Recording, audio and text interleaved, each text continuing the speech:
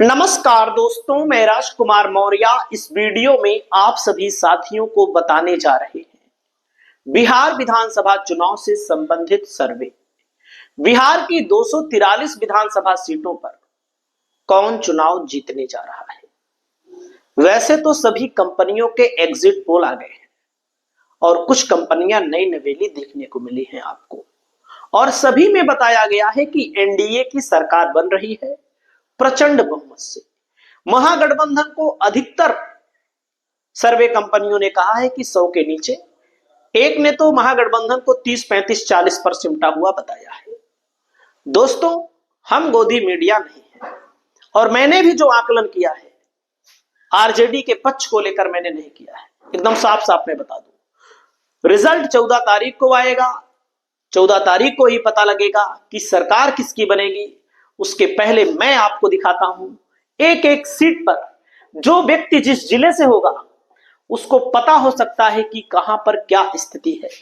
दोस्तों, पूर्वी चंपारण है। पूर्वी चंपारण में महागठबंधन को 8 सीट कम से कम मिल रही है। सीटें कौन सी हो सकती हैं? सुगौली, नरकटिया, हरसिद्धि, केसरिया, कल्याणपुर, मधुबन, मोतिहारी, चिरैया, इन्हीं में से 8 सीटें महागठबंधन को मिलेंगी। और जो ये बता रहे हैं कि इतना परसेंट वोट महागठबंधन को मिल रहा है, इतना परसेंट एनडीए को मिल रहा है, इतना परसेंट जनसुराज को मिल रहा है, इतना परसेंट अदर को मिल रहा है, सब गलत है। कैसे पता कर सकते हो? कोई पैरामीटर नहीं है पता करने का।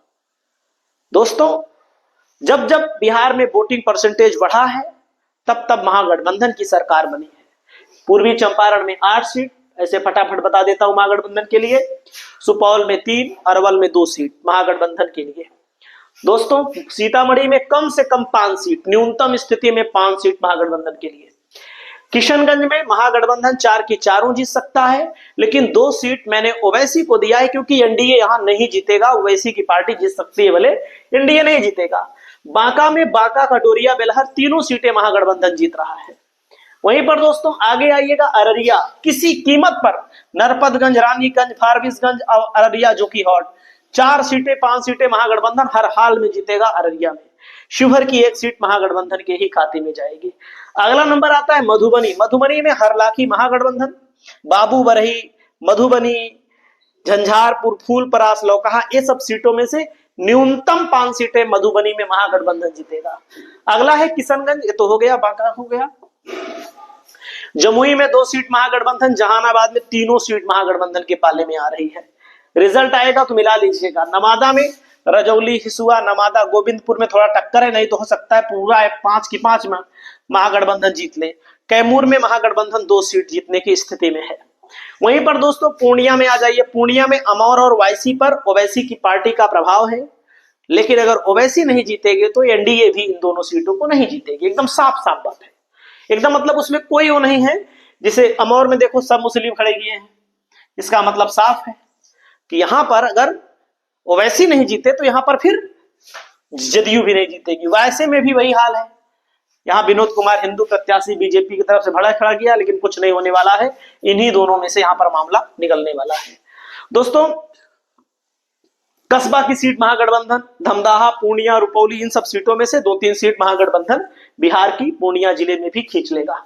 कटिहार में कटिहार, कदवा, बलरामपुर, प्राणपुर, मनिहारी, इन पर कोई चांस ही नहीं है कि बीजेपी जीते। कोई मतलब कि दूर दूर तक कोई चांस नहीं है बीजेपी जीते। वहीं पर दोस्तों रोहतास में चेनारी, सासाराम, दिनारा, इन सब में से 4 सीट महागठबंधन रोहतास में भी जीत रहा है। वहीं पर पश्चिमी चंपारण में महागठबंधन वाल्मीकि नगर, रामपुर, रामनगर, नरकटिया, लौरिया, नौतन, चनपटिया, इनमें से 4-5 सीट महागठबंधन यहां भी निकाल देगा। गया में दोस्तों शेरघाटी, इमामगंज, बाराचट्टी, गया टाउन, बेलागंज, अतरी, वजीरगंज, इनमें से भी 5-7 सीटें महागठबंधन आराम से निकाल रहा है। मतलब कि कोई भी शक ही नहीं है। अगला नंबर आ जाइए, औरंगाबाद में गोह, नवीनगर, कुटुंबा और सब पे लड़ाई है, लेकिन 3 सीट महागठबंधन आराम से निकाल देगा। दोस्तों, तो मैंने आपको बताया, ये रहा जो मैंने अभी तक बोला सेकेंड फेज।